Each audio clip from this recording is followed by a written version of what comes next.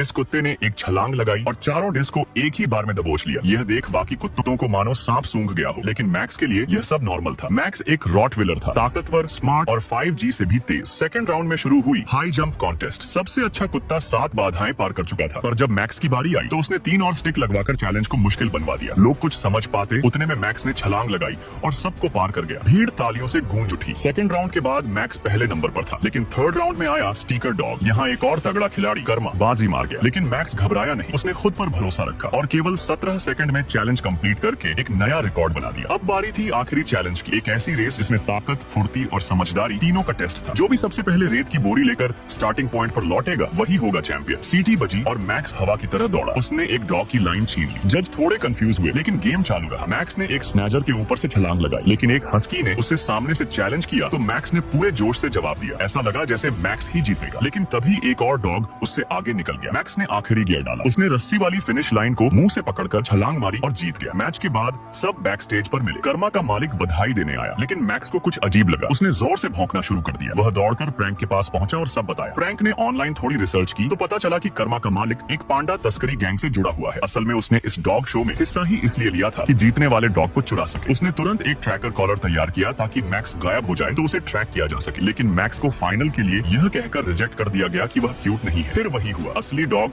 Winner चोरी हो गया और मालिक बेहोश मिला। मैक्स ने दिमाग लगाया और अपने कबूतर दोस्तों को ट्रैकर देकर कहा, ढूंढो उसे। कबूतरों ने उड़ान भरी और एक संदिग्ध कार पर ट्रैकर गिरा दिया। अब असली रेस शुरू हो चुकी थी और इस बार शिकारी खुद शिकार बनने वाला था।